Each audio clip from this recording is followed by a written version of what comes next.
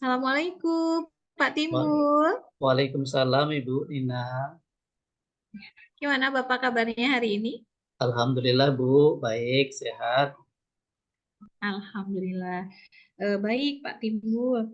Kita dari kemarin sudah merencanakan kita akan ketemuan ya eh, di sini. Nah, tujuannya kita ketemu ini untuk apa ya, Pak Timbul ya?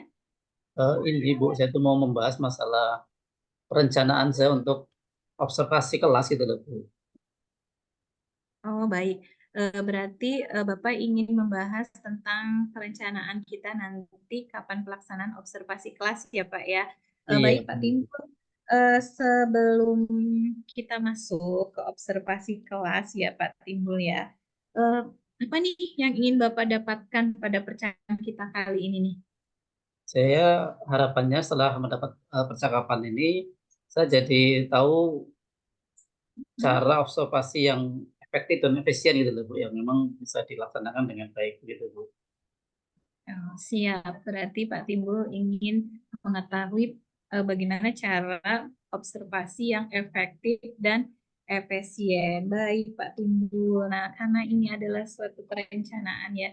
Nah, Pak Timbul, agar ini nanti kita berjalan dengan efektif dan efisien, berarti kan terkait dengan waktu nih, efektif dan efisien ya. Nah, Pak Timbul, nanti ketika kita akan observasi di kelas itu, Pak Timbul, kelasnya di kelas mana Pak Timbul, Pak Timbul di kelas apa seperti itu dan kapan pelaksanaannya Pak Timbul. Baik Ibu, jadi rencana saya nanti di kelas 11 Bu, 11 IPS.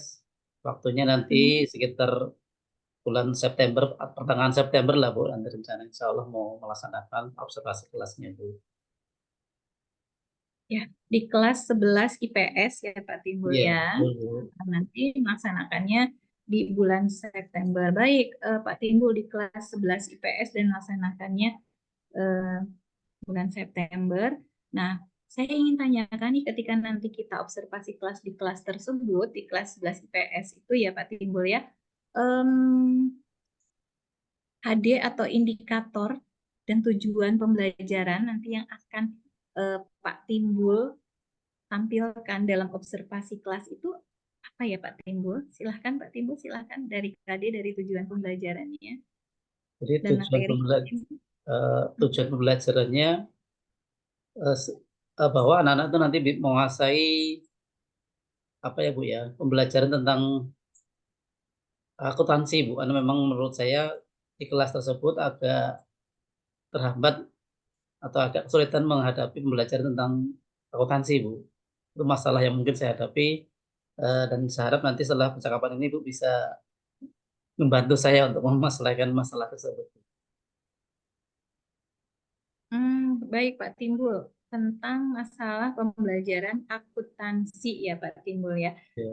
Nah, Pak Timbul, eh, terkait dengan permasalahan tersebut, nah berarti kan ketika Pak Timbul pembelajaran di kelas itu kan selalu menggunakan metode ya.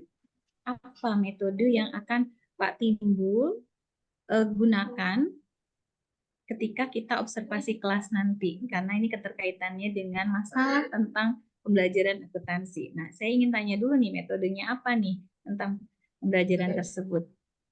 Baik, Bu. Jadi selama ini metode yang saya gunakan ya saya metode ceramah saja gitu bisa terangkan, saya jelaskan tentang pengertian, kemudian langkah-langkah penyelesaian akuntansi. Tapi kok kayaknya penyerapannya kurang maksimal gitu. Gitu kita coba untuk refleksi pemahaman masih banyak anak-anaknya memang belum menguasai ataupun mampu untuk mengerjakan soal-soal tentang akuntansi, Bu. Sehingga Oke, saya masih berarti mencari-cari kira-kira metode yang pas ini saya berencana sih pakai metode yang kayak praktek gitu loh Bu, namanya apa namanya itu Bu, yang langsung dengan portofolio dan sebagainya seperti itu. oke, Pak Timbul. Jadi ketika Pak Timbul menggunakan metode ceramah itu kurang efektif menurut Pak Timbul ya, kalau saya bisa Betul. tangkap di situ ya.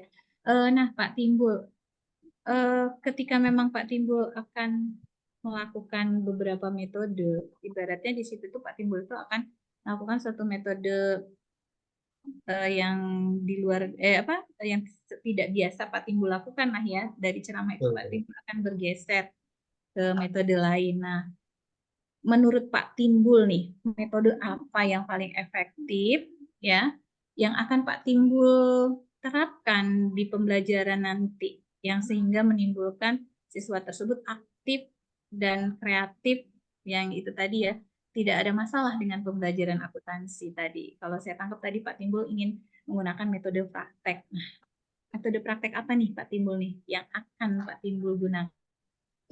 Iya, jadi eh, rencana saya nanti karena memang akuntansi itu kaitannya dengan praktek pembukaan Bu ya, nanti akan saya coba buat semacam sebuah buku tentang alur pengerjaan akuntansi pada perusahaan itu. Jadi memang saya akan tampilkan contoh-contoh bukti nyata seperti mungkin ada contoh kwitansi, laporan, jurnal dan sebagainya. Jadi nanti anak-anak itu memang langsung mereka melihat yang jurnal seperti apa, kemudian kwitansi seperti apa, sehingga mereka langsung memahami, kemudian bisa mengerjakan akuntansi sesuai dengan yang diberikan gitu Bu. Oke, berarti Pak Timbul akan menggunakan salah satu metode yaitu alur ya Pak Timbul ya. Iya Bu. Pak Timbul, pernah tidak metode, kan ini metode ini bukan hal yang baru mungkin yang Pak Timbul lakukan ya. Pasti pernah dilakukan di kelas-kelas lain.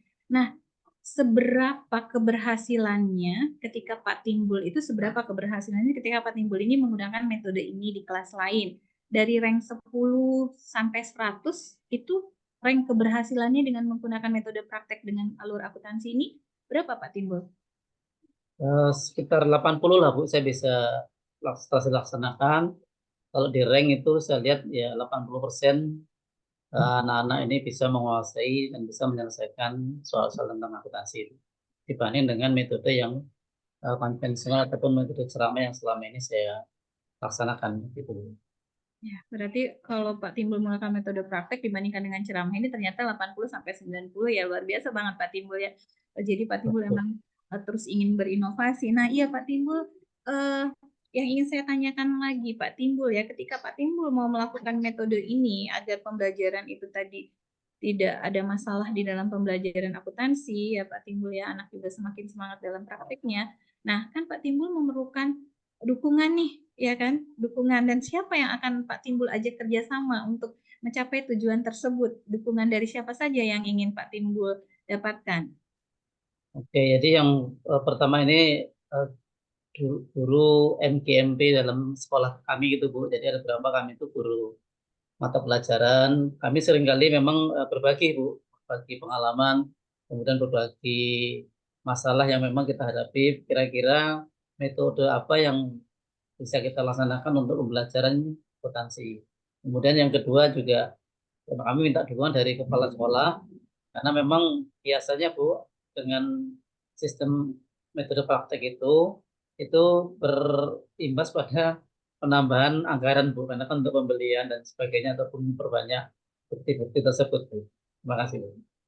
Oke, siap. Wis, luar biasa ya Pak Timbul. Jadi demi mencapai tujuan tersebut ya Pak Timbul akan bekerja sama dengan MGMP, kolaborasi dengan MGMP ya, saling berbagi ya praktik baik, dan juga kepala sekolah karena kaitannya kalau praktek pasti ada dananya. Nah, ini Betul. berarti minta dukungan kepala sekolahnya ini ya yang sangat luar biasa ya Pak Timbul ya.